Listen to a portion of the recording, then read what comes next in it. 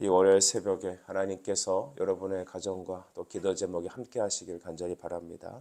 욥기 9장 17절로부터 35절까지 말씀 중심으로 나는 온전하다마는 이런 제목과 함께 하나님 말씀 함께 나누겠습니다. 하나님은 과연 의로우실까? 이런 제목으로 우리 인생에서 가끔 질문할 때가 있습니다.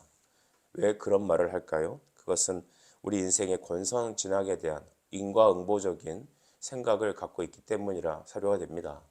하나님은 선한 사람에게는 복을, 또 악한 자에게는 심판을 내리시는 것이 당연지사 아닐까? 우리는 이렇게 생각을 하죠. 우리는 어쩌면 하나님에 대해서 우리 생각 안에서 생각한 나만의 하나님을 우리는 믿고 있는지 모릅니다. 성경에서 하나님이 누구신지, 또 하나님 그분의 성품이 어떠시며 그의 또한 행하시는 일의 사역이 무엇인지 우리는 관심을 갖기보다는 세상의 통념에 따라 그냥 내가 살아온 인생의 관점에 따라 우리 주변 사람들이 해주는 이모저모의 신앙에 대한 이야기를 조합하여 나만의 하나님을 믿고 있을지 모릅니다. 그러니 착한 사람에겐 복을, 악한 자에게는 벌을, 이것이 바로 이솝우화나 한국 전래동화에 나올 만한 그런 어떤 특별한 존재에 대한 우리의 신앙심일 것입니다. 욥의 친구들이 갖고 있는 생각들이 바로 이런 인과응보적인 생각이었고 욥도 과거에 그와 같이 하나님에 대해서 판단했습니다. 그러니까 조금이라도 죄가 있으면 안 되기 때문에 욥은 항상 자기 자식들이 있을 때, 자기가 항상 좋았을 때 죄를 질까 봐, 조금이라도 죄가 있을까 봐 그것을 해결하려고 전전긍긍했던 것이죠. 죄를 없이 하려는 그 마음은 매우 기특하고 좋은 것입니다. 하지만 까닭 없는 인생의 고난 앞에 우리는 질문을 갖게 되죠. 하나님은 과연 의로우신가? 하나님은 악인들을 왜 저렇게 내버려 두실까? 이런 생각들에 우리는 많은 시험을 당할 수 있습니다. 오늘 17절 말씀을 보면 욥은 다음과 같이 얘기를 하죠. 그가 폭풍으로 나를 치시고 까닭 없이 내 상처를 깊게 하셨다. 이렇게 말합니다. 자기가 지금 죄가 없다는 얘기는 아닐 것입니다. 욥도 자기가 죄가 있다는 것을 부인하지 않습니다. 하지만 지금 현재 자기가 당하고 있는 고난들, 우리가 잘 알고 있는 욥의 고난, 여러분 다시 한번 리마인딩 해봅시다. 그는 모든 재산을 잃고 자식들을 잃어버리고 아내도 저주하고 자기를 떠나버리며 자기는 엄청난 고통의 질병을 앓고 있습니다. 새 친구란 사람들은 와서 그를 정죄하고 있는 것이죠. 끊임없는 연쇄적인 고난 속에서 그는 이겨낼 수가 없습니다. 현대인들은 그렇게 큰 고난을 겪어 살지 않았을 것입니다. 과거에 우리 조상들처럼 보릿고개가 있었다, 먹을 게 없었다, 또 전쟁통의 일제치하에 어려운 여러분 70년, 80년대 생활을, 60년대 생활을 보내면서 허리띠를 졸라매고 온 가족들이 단칸방에 살았던 이야기들, 이런 얘기를 하면 오늘날 MZ들한테는 꼰대란 소리를 듣죠. 왜냐하면 그들은 그런 시절을 경험해보지 않았기 때문입니다. 태어나 보니까 컴퓨터가 있었고 태어나 보니까 한국이 이렇게 살고 있었고 태어나 보니까 우리는 여러분 가난과 힘듦이라는 것을 경험하지 못했습니다. 그래서 그들의 인생에 어려움이라는 어떤 단어가 등장하면 이윽고 그 모든 것을 탈피하고 뛰쳐나가 버리는 것이죠. 역경지수가 제로입니다.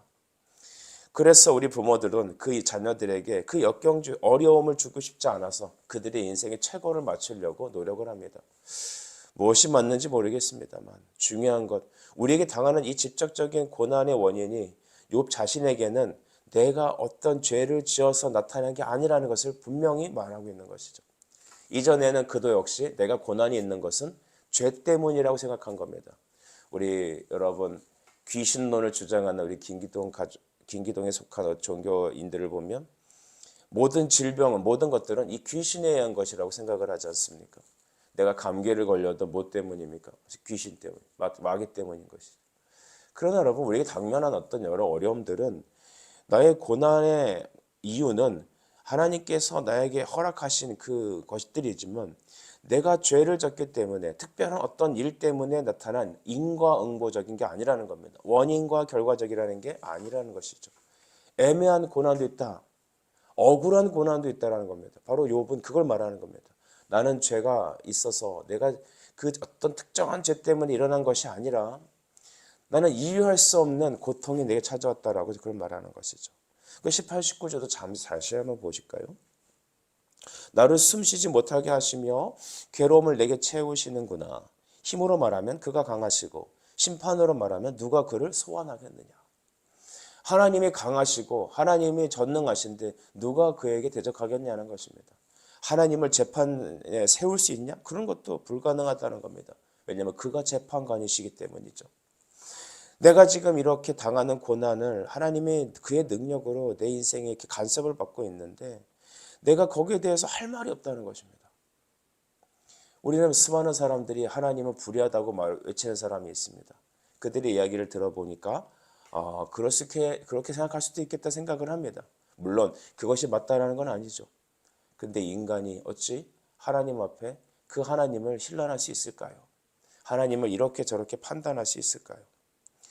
땅이 하늘에서 높음과 하늘이 땅에서 높음과 같이 우리는 하나님에 대하여 우리의 인식론적인 어떤 관점으로 그를 헤아릴 수 없습니다. 인간이 그런 것이죠. 오늘 욥은 내가 가히 하나님이 누구시길래 그를 재판장에 세울 수 있겠느냐는 겁니다. 누가 그를 소환할 수 있겠느냐는 겁니다. 인생은 하나님의 뜻을 다 헤아릴 수 없습니다. 그래서 철학자에게 혹은 과학자에게 우리 주변의 현자에게 찾아가서 인생에 대해서 물은들 그들도 모르고 오리무중에 빠지게 되는 것입니다.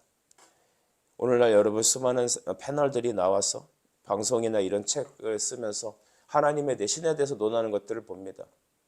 특별히 여러분 영국이나 저런 이제 유럽에서 무신론자들이 하나님에 대해서 누가 신을 만들었느냐라는 이제 그 책에서도 보면 하나님 존재라는 것을 강력하게 부인하죠. 왜냐? 그들은 지극히 인신론적 관점에서 생각을 하기 때문입니다. 우리 생각 속에 허용되지 않는 우리가 알지 못하는 신비로운 영역에 대해서는 우리가 하나님을 논할 수 없다. 그러니 그가 있다 없다 말하면 안 된다라고 우리 현장에서 나타난 만져지고 체험하고 느껴지는 것만이 우리가 논할 수 있다라고 제한을 두고 있죠. 이 칸트로부터 수많은 사람들이 다 이렇게 하나님에 대해서 신의 존재에 대해서 말을 합니다. 그러나 우리 인생에는 과학으로도 우리의 인식론적인 관점으로도 우리의 경험으로도 해석할 수 없는 수많은 일들이 벌어집니다. 여러분 그것을 어떻게 다 설명하겠습니까? 우리는 하나님을 우리의 인생의 법정에 세울 수 없습니다. 다만 우리는 그 앞에 머리를 조아려야 될 뿐입니다. 20절 말씀은요 17절하고 연결해서 볼 수 있죠. 20절을 보게 되면 가령 내가 의로울지라도 내 입이 나를 정죄하리니 가령 내가 온전할지라도 나를 정죄하시리라. 내가 의롭다고 하자. 그런데 나는 나 스스로를 정죄할 수밖에 없다. 그렇게 말하는 것입니다. 욥은 자기가 죄인인 것이 분명하다고 말하는 겁니다. 나는 죄인이라고 말할 수밖에 없다. 그가 비록 그 당시에 당하고 있는 그 고난의 원인이 나에게 어떤 특별한 원인이 있지 않더라도 내가 무슨 특정한 죄를 지어서 이런 고난이 왔다라고 말할 수는 없다 하더라도 인간은 부패한 아담의 자손으로 하나님 앞에 죄인이라는 것을 인식하는 것입니다. 하나님을 만나는 그 첫 번째 게이트를 어떻게 열 수 있느냐 하면 내가 죄인이라는 것을 깨닫는 겁니다. 왜 우리가 교만하고 왜 우리는 여러분 마음이 강팍한 줄 아십니까? 내가 하나님 앞에 죄인이라는 사실을 깨닫지 못하기 때문입니다. 하나님 앞에 심판 앞에 놓여 있는 그런 불쌍한 자라는 것을 비참한 자라는 것을 우리는 깨닫지 못하기 때문입니다. 세상의 문화가 또한 세상의 어둠의 영이 우리의 눈을 가리워서 우리가 하나님 앞에 죄의 용서를 받아야 될 심판받아야 될 죄인임을 우리는 깨닫지 못합니다. 그러니까 자기 고결한 자존심을 세우는 겁니다. 그러니까 교만한 것이죠.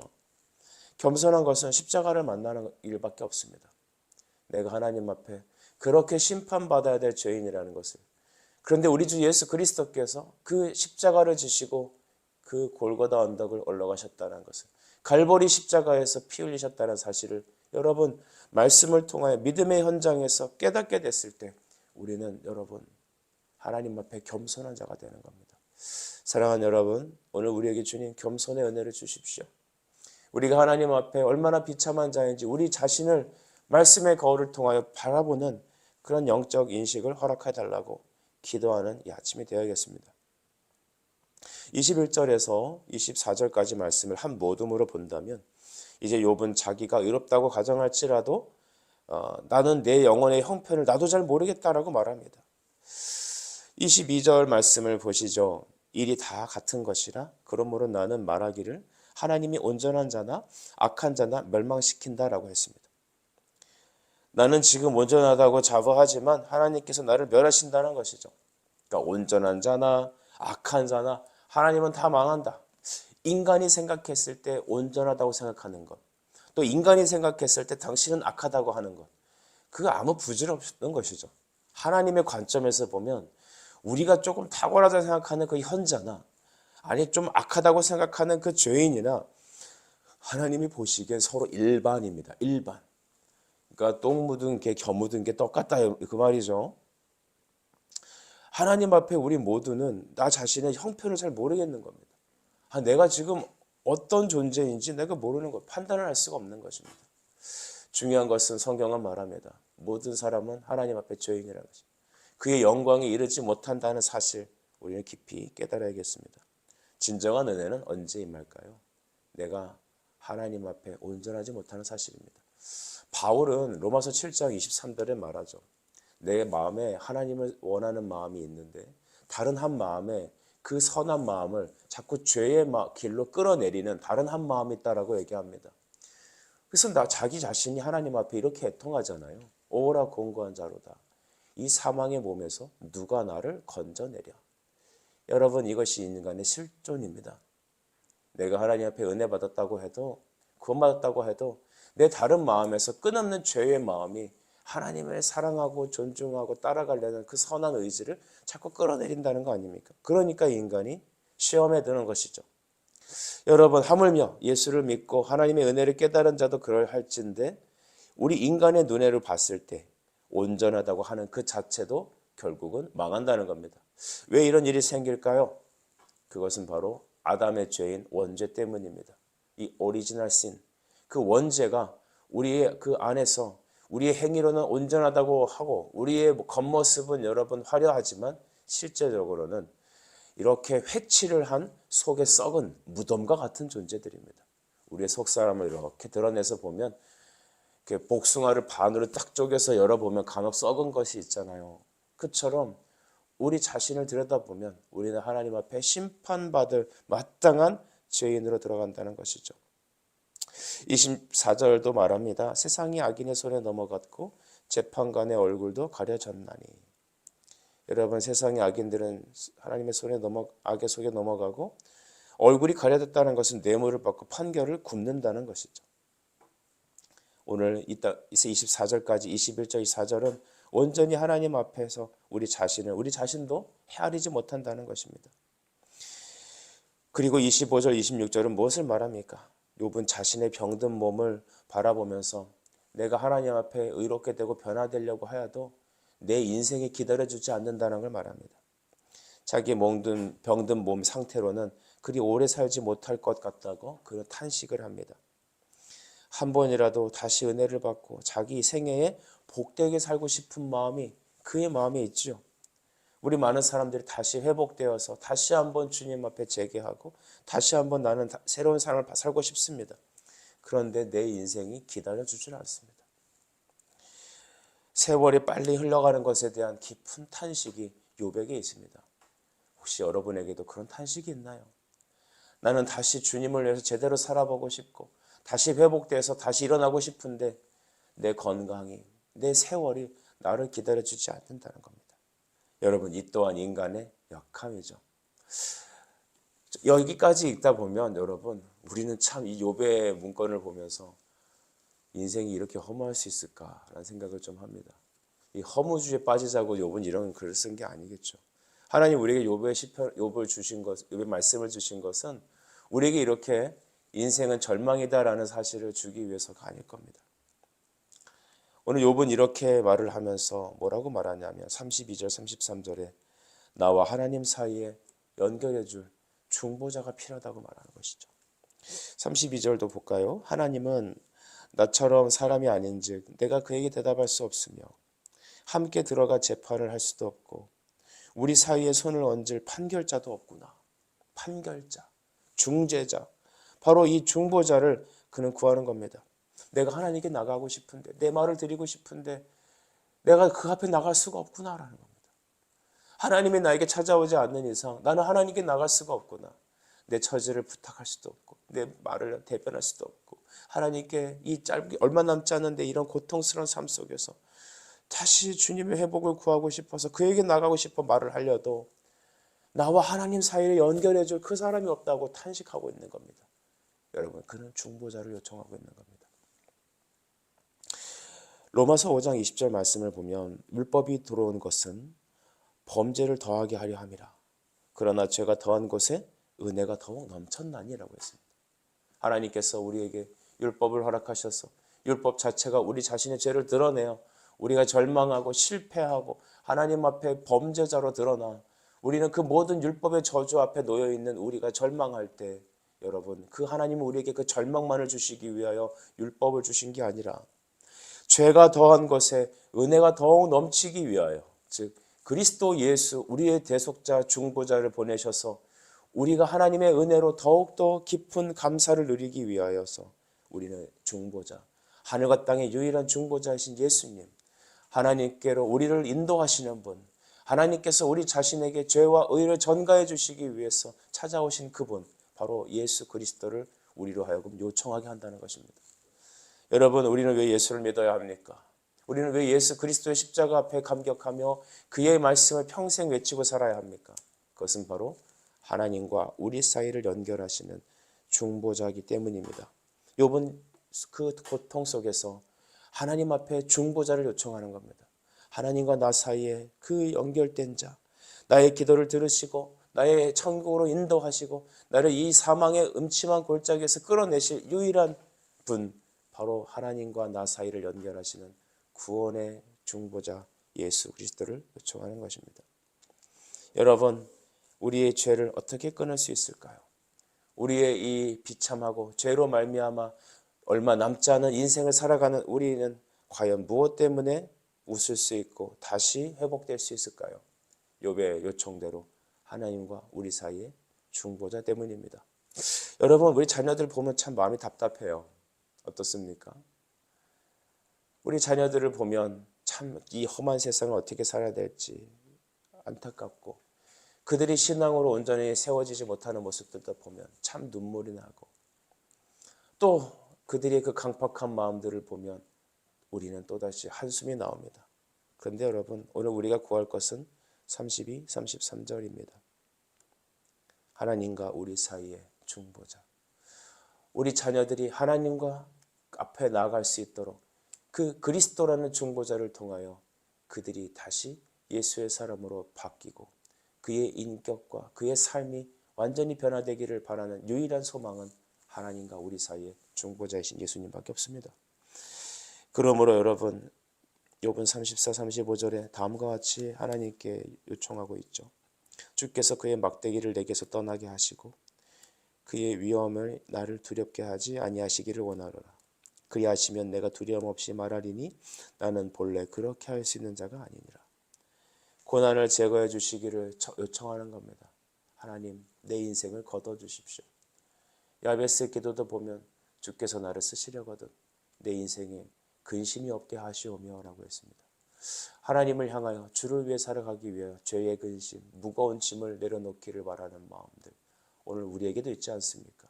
저는 우리 성도들의 약한 욕심과 또한 억눌려 있는 어떤 과거의 그림자와 또한 하나님의 은혜를 깨닫지 못하는 그런 마음들이 있다면 오늘 욥의 요청처럼 주여 우리의 고난을 제거해 주십시오.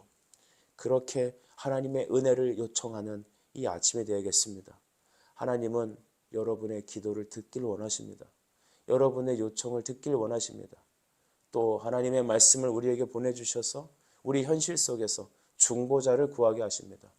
우리는 기도할 줄 알지 못하지만 성령께서 그 탄식하는 은혜의 마음을 우리에게 주셔서 우리로 하여금 친히 간구하신다 하셨습니다.